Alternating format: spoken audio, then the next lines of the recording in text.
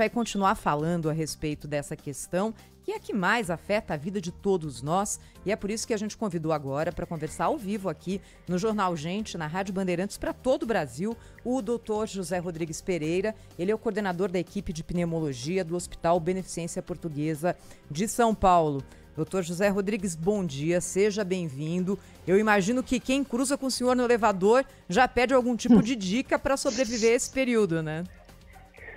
Bom dia, Thaís, Sônia, ouvintes. Olha, no elevador a gente está acostumado a ouvir aquela conversinha, né? Vai chover hoje, né? Faz muito tempo que eu não ouço isso. Todo mundo falando, esse ar aqui tá muito ruim, né? Então, isso é verdade. Toda hora uma orientação ali, né? Nem que seja alguma coisa de passagem, mas alguma dica de última hora para poder melhorar aí, saber lidar com essa condição da qualidade do ar, essa condição climática que está atrapalhando muita gente, não só em São Paulo, mas no Brasil inteiro. Doutor José, prazer estar com o senhor aqui no Jornal Gente. Eu vou começar pelo relato da Thaís no começo do programa e que muitos ouvintes se identificaram com ela, que para fazer esportes as pessoas estão cansando muito. E essa era uma sensação que eu tinha quando eu morava em Brasília no período de seca. Eu não aguentava dar 3 passos que eu ficava cansada. O que acontece com o nosso organismo e por que não é recomendado fazer esportes? Uma observação que a Thaís falou, dos horários que ela faz atividade física, tudo, então já acordar assim, que ela tem mantido, né, pelo menos vinha mantendo os hábitos diários normais. Só que a gente está vivendo uma situação onde a nossa rotina ela não está normal.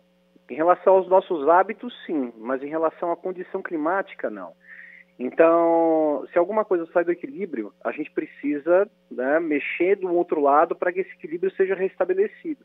E no caso, com essa umidade relativa do ar baixa, a questão da poluição ambiental, uma das causas bem comuns de ter essa sensação de fraqueza, essa indisposição, é desidratação. E o nosso organismo, ele está perfeitamente setado. É claro que a gente pode ficar numa situação de desequilíbrio de forma transitória que o organismo ainda dá conta. Mas se a gente passa muito tempo assim, qualquer pequena oscilação é o suficiente para ter algum tipo de repercussão. E uma mínima desidratação, mas um pouquinho mais demorada, pode fazer com que a gente tenha essa fraqueza, essa indisposição, chega no final do dia, está cansado, não tem condições, né, físicas ali para manter as atividades, não só do dia a dia, mas principalmente uma atividade física programada. Então, muito disso é por conta de uma pequena desidratação. Então, aqui a gente vai precisar estar se policiando para tomar líquido com muito mais frequência. Dr. José Rodrigues Pereira, no consultório, no atendimento clínico, na sua rotina de médico, o senhor sente que pessoas estão, de fato, sendo afetadas por essa condição climática? Que tipo de caso que está chegando ao senhor? Nossa, meninas, vou falar para vocês que assim, a coisa está complicada mesmo. Não só no consultório, mas no hospital, a gente tem visto muita gente internando por descompensação de doenças respiratórias, principalmente quem já tem algum histórico. É claro que todo mundo vai sofrer algum tipo de consequência, mas quem já tem doença de via aérea, seja via aérea superior, né, igual vocês estavam falando, as ites aí todas, rinite, sinusite, bronquite, quem já tem então alguma alteração por conta de cigarro, né, enfisema ou alguma outra doença crônica, então essas vão estar muito mais suscetíveis a inflamações de via aérea e com isso infecções respiratórias que acabam levando não só a avaliação no pronto-socorro, mas necessitam de internação. E antes disso acontecer, muita procura no consultório médico. E as queixas são tosse, são falta de ar, tem essa questão da indisposição, isso tem mesmo, algum desconforto respiratório maior, muita queixa de sinusite, porque o ar está entrando seco na via aérea, a função do nariz, né, umidificar e aquecer o ar que entra nas vias aéreas quando a gente respira ali, mas está difícil, esse mecanismo aí regulatório do nosso organismo, ele dá conta do recado. Então, tem sido muito, muito frequente. A gente está vendo para a época do ano um aumento desproporcional no número de doenças respiratórias que levam à necessidade de auxílio médico, inclusive sendo convertido para internação hospitalar. Doutor José, e o pessoal, a turma da lente de contato, né? Elas usam há muitos anos e o pessoal está reclamando muito de conjuntivite. O que fazer nesse momento? A gente sabe que é aquela coisa de lavar com soro, mas eu ouvi também dizer, o senhor pode me corrigir se eu estiver errada, que lavar com água de pia também é bom, porque você também pode pegar uns bichinhos nessas partículas e que o bicho não gosta de água tratada, não gosta de cloro, por exemplo. É verdade, é mito ou verdade? Olha, a melhor coisa é a gente utilizar aquelas soluções específicas para deixar a lente descansando, para higienizar a lente e deixar descansar. Se não tiver como, então a água da torneira acaba sendo uma solução, mas a gente tem, né, produtos específicos para que isso aconteça, para evitar que tenha qualquer tipo de contaminação na lente, que vai ter esse contato, pelo fato de ser uma lente de contato, né, com o olho e trazer algum tipo de lesão na conjuntiva. Isso pode trazer até uma ulceração por conta do ressecamento, quem usa muito tempo. Então, além dessa questão respiratória, a gente tem sim todo o nosso organismo, nossas mucosas que estão expostas ali a essa condição climática totalmente inóspita, vai ter algum tipo de intercorrência. Mas para isso é melhor utilizar as soluções específicas vendidas em farmácia.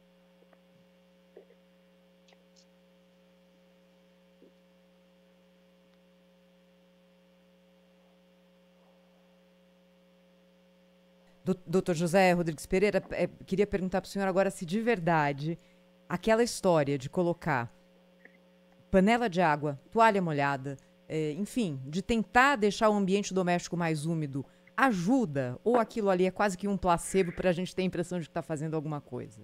Essa é uma boa pergunta.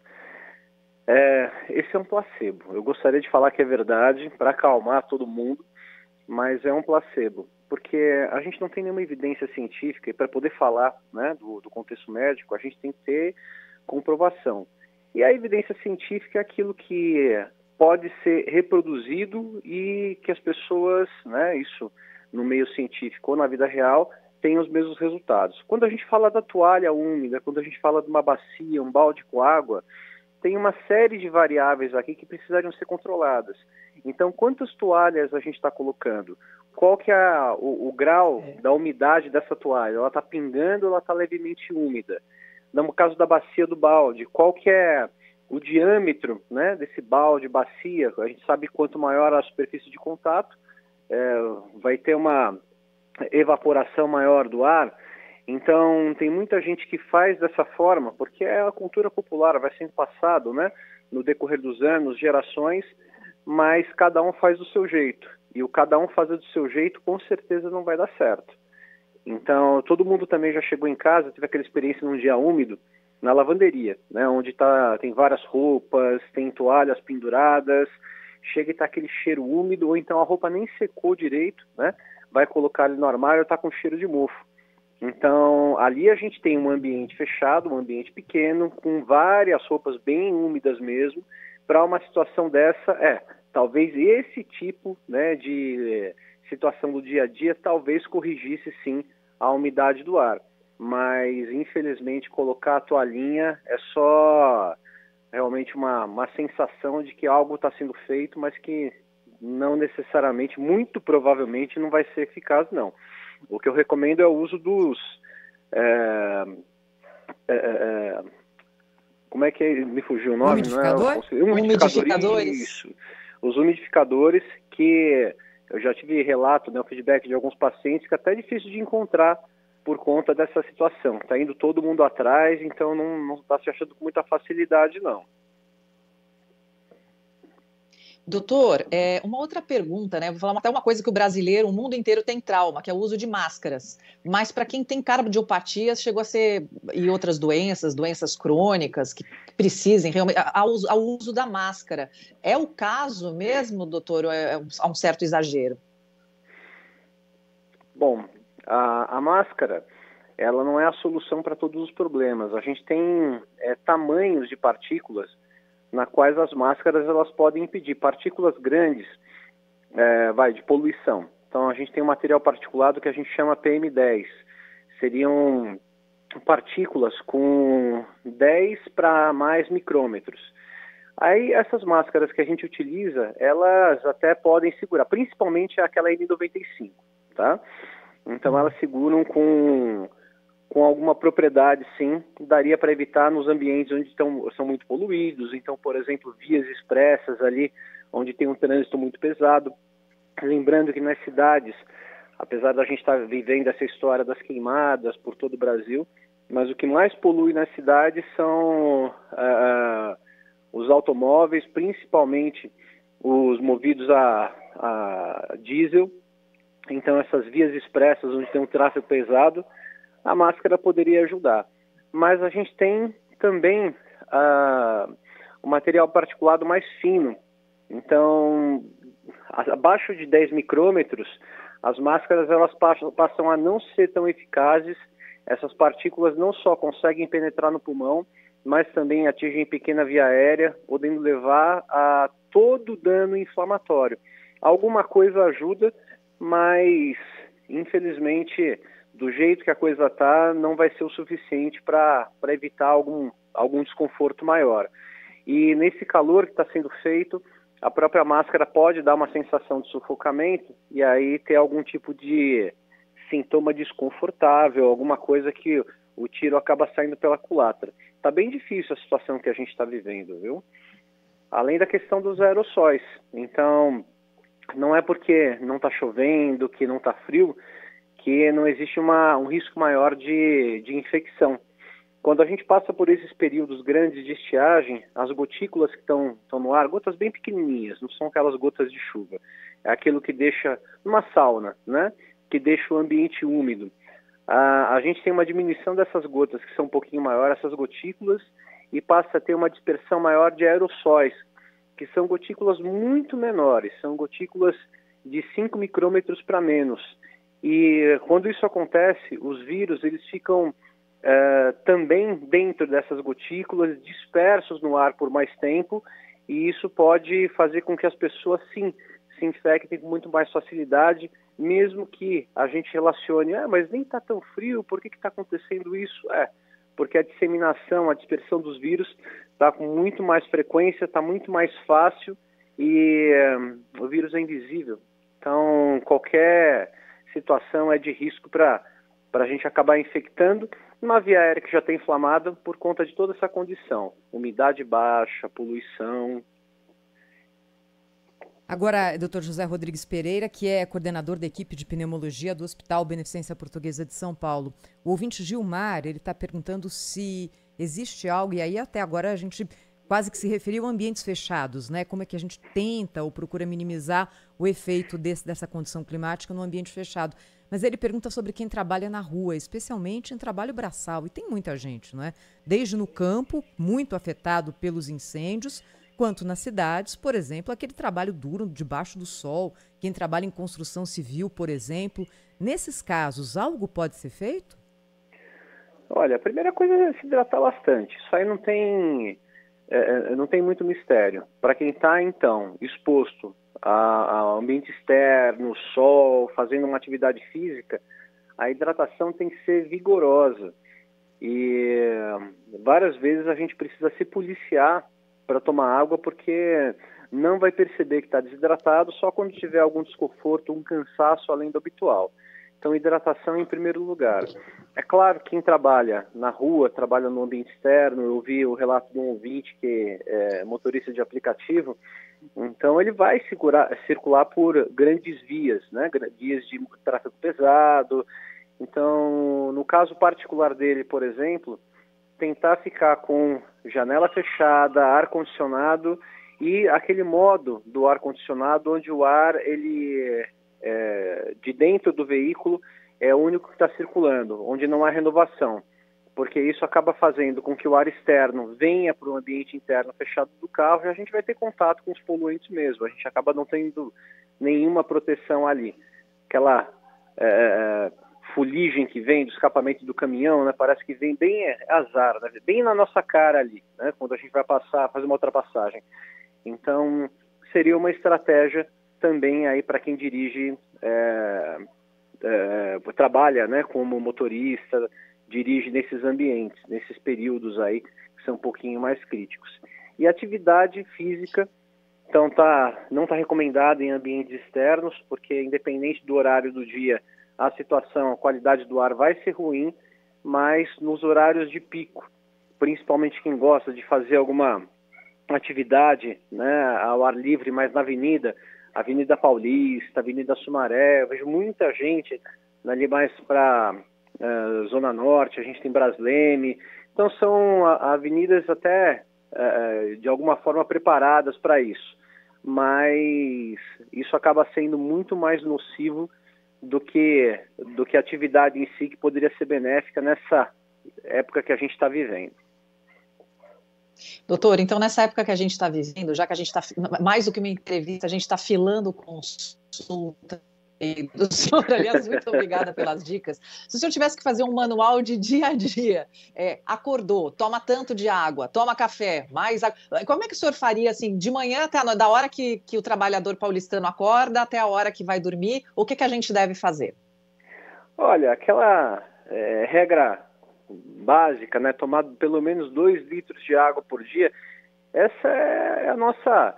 Isso aí deveria ser um mantra, né? Porque é muito difícil a gente se policiar e conseguir tomar 2 litros por dia. Isso aí deveria ser o mínimo. Mas lembrando, para uma situação normal, lembrando que a gente está vivendo uma questão completamente, né, inóspita aqui, e que infelizmente a gente não tem muito prazo para a situação se resolver, então aumentar um pouquinho, talvez 3 litros para quem trabalha em ambiente externo, evitar a exposição ao sol muito intensa, evitar a atividade física em horários de pico, mesmo em ambientes externos não está recomendado, porque a gente vai respirar esse ar poluído, esse ar com fuligem.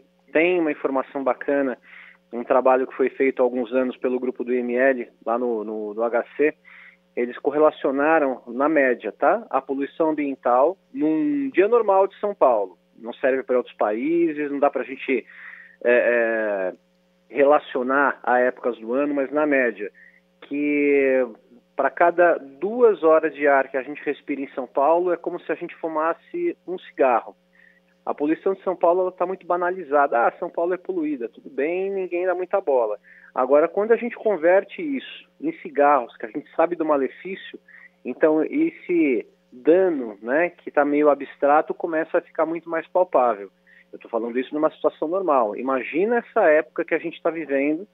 Então, esse número de cigarros virtuais, com certeza, seria muito maior.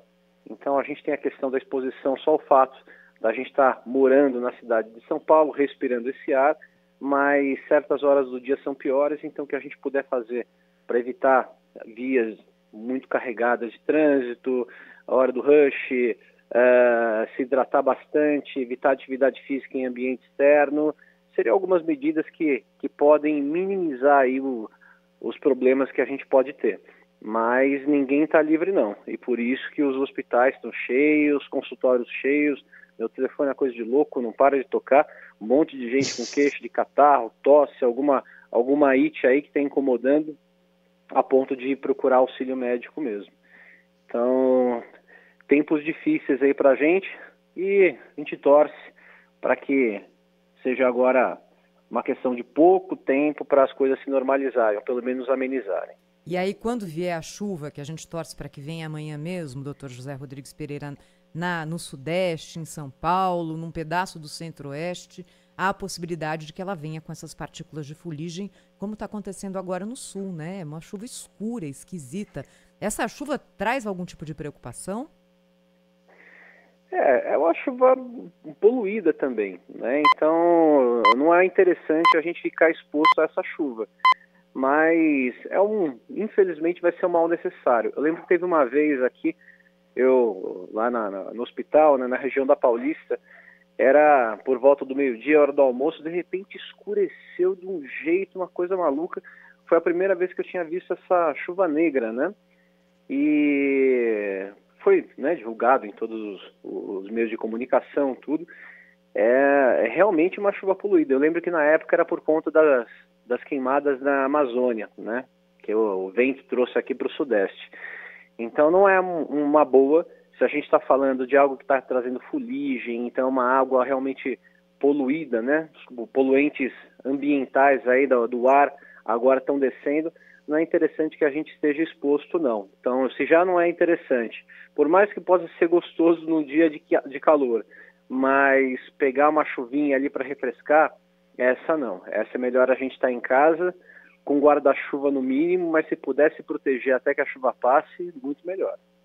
Bem, deixa eu Pode agradecer. fazer algum problema para a pele, algo assim. É poluição na forma de água, né? Então o que estava no ar está descendo. Bem, é se proteger. Mas menos mal, pelo menos que venha a chuva. Menos mal. É verdade, é verdade. Deixa eu agradecer ao Dr. José Rodrigues Pereira, que é coordenador da equipe de pneumologia do Hospital Beneficência Portuguesa de São Paulo, que acho que ajudou muito aqui o ouvinte da Rádio Bandeirantes a entender melhor o que está acontecendo e a achar cada uma saída para tentar minimizar os danos à saúde nesse momento aqui tão particular. Dr. José Rodrigues, muito obrigada. Um bom final de semana para o senhor. Eu que agradeço, meninas. Obrigada, doutor. Bom dia, bom final de semana para vocês e para os ouvintes. Muito obrigada. Agora 8h.